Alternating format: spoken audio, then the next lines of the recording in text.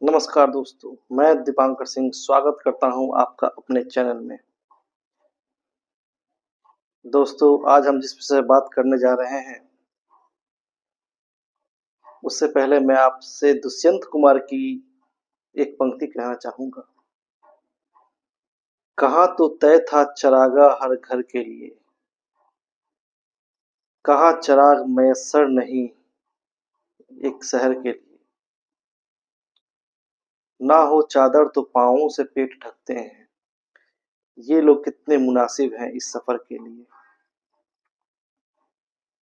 आज के विषय में बात करने से पहले मैंने ये पंक्ति इसलिए पढ़ी क्योंकि ये आज के विषय की महत्वपूर्णता को दर्शाता है।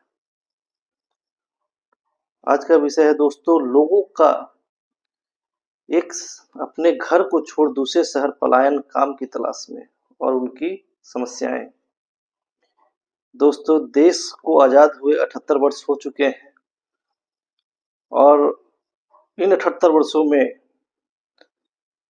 हमने सोचा कि हमारा देश जब आजाद हुआ, रोजगार के अवसर मिलेंगे, गुलामी से आजादी मिलेगी, हमारा जीवन खुशहाल होगा, हमारे बच्चों को अच्छी शिक्षा और स्वास्थ्य का लाभ मिलेगा। लेकिन इतने वर्षों बाद भी हम देख रहे हैं कि आज भी हम वही हैं जहां खड़े थे। बदलाव तो हुए हैं, बड़ी बड़ी बिल्डिंगें बन चुकी हैं, सड़क बन चुके हैं, पर सड़कों और बिल्डिंगों से आम लोगों की जरूरत पूरी नहीं होती। उन्हें रोजगार चाहिए, उन्हें काम चाहिए, जिससे वो अपने परिवार का भरण पोषण सही से कर सके, अपने बच्चों को अच्छी शिक्षा दे सके। स्वास्थ्य, स्वस्थ व्यक्ति ही स्वस्थ देश की रीढ़ होता है। देश की रीढ़ होता है स्वस्थ व्यक्ति। दोस्तों, क्यों आज लोग रोजगार के लिए एक शहर से दूसरे शहर भटक रहे हैं? मैं विशेषकर बिहार के बारे में बात करना चाहूंगा, जहां आज के समय में बिहार के लोगों को एक लेबरर स्टेट के रूप में जाना जाता है। ये मजदूरों का देश राज्य है। क्यों?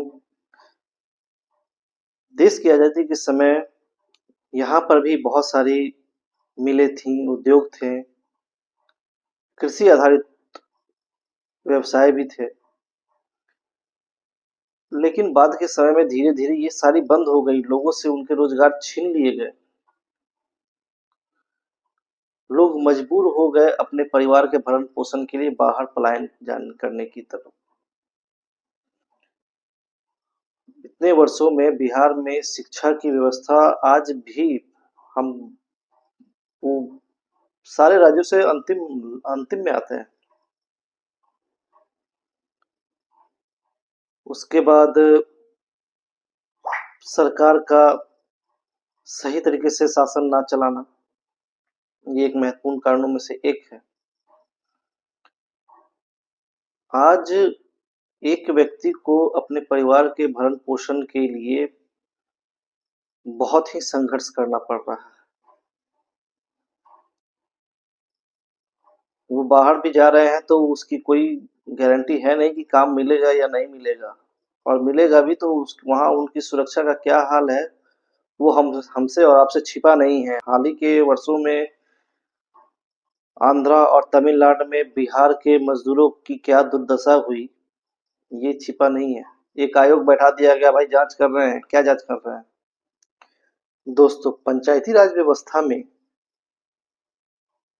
लोगों को 100 दिनों तक रोजगार की गारंटी का नियम है, लेकिन वो रोजगार उन लोगों को वास्तविक रूप में मिल रहा है या नहीं,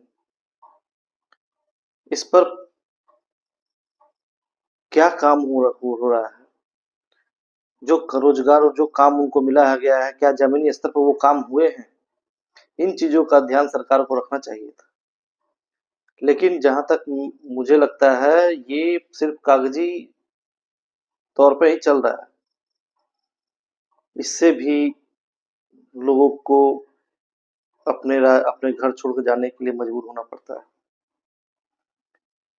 आपको याद होगा, कोरोना जब आया था हमारे देश में, कोरोना के काल में जब लोग बाहर थे, काम करने गए थे, क्या क्या दुर्दशा हुई थी उनकी घर आने के लिए। कितने लोग तो पैदल ही कई राज्यों को पार करके अपने घर आए थे।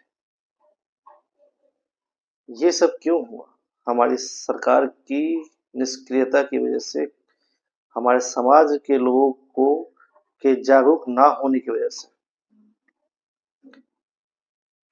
लोगों को पलायन करने से रोकने के लिए हमें क्या करना चाहिए, अब हम उन बातों पर बात करेंगे। हम दोस्तों, उद्योग धंधों के विकास हमें करना होगा तेजी से। शिक्षा पर हमें विशेष ध्यान देना होगा। वर्तमान परिस्थिति में देखा जाए तो शिक्षा पर काम चल भी रहा है, लेकिन उन्हें और भी मजबूती से बढ़ाना होगा। स्वास्थ्य के प्रति लोगों को जागरूक करना होगा। अभी बदलते माहौल में, वातावरण के जलवायु परिवर्तन के कारण बहुत सारी बीमारियों घर कर गई हैं, जन्म हो गया है बहुत सारी बीमारियों का। उसके लिए सरकार को और समाज के लोगों को, देश के लोगों को जागरूक रहना होगा। तभी जाके हम बिहार के विकास में सतत योगदान दे सकेंगे। और अंत में मैं इतना ही कहना चाहूँगा कि सरकार को अपने और अपने कर्तव्यों के प्रति जिम्मेवार और वफादार होना होगा। सरकारें लोगों के विकास के लिए बहुत सारी योजनाएं बताती है, लेकिन महत्वपूर्ण ये है कि उसका जमीनी स्तर पर कितना काम हुआ, इसके लिए पैनी नजर रखना। जो देश में भ्रष्टाचार चल रहा है, उस पे उनकी कड़ी नजर होनी चाहिए। उसके लिए सख्त से सख्त कानून होने चाहिए। हाल ही में दिनों में आपने देखा, बिहार में बहुत सारे पुल ध्वस्त हो गए। एक योजना तो ऐसी थी कि खेत में ही पुल बना दिया। ये है सरकार का काम। तो ऐसी चीजों पर कठोर कार्रवाई करते हुए प्रशासन को भी भ्रष्टाचार से मुक्त रखना होगा। आए दिन घूसखोरी और जगह जगह पर भ्रष्टाचार देखने को मिलते हैं। उससे हमारे देश का, हमारे राज्य का बहुत ही क्षति होता है। और इन्हीं सब कारणों की वजह से रोजगार का सृजन नहीं हो पाता। सरकारी नौकरियों में भी बहुत ही परेशानियां लोगों को झेलनी पड़ती हैं। एक एक एग्जाम हुआ नहीं कि उसका क्वेश्चन आउट हो जाने की वजह से बच्चों को और भी ज्यादा मेहनत करनी पड़ती है, और भी उन्हें उनका समय बर्बाद होता है। इन चीजों पर विशेष ध्यान देना होगा, तभी जाकर हम एक मजबूत राज्य और श्रेष्ठ राष्ट्र का निर्माण कर सकते हैं। धन्यवाद।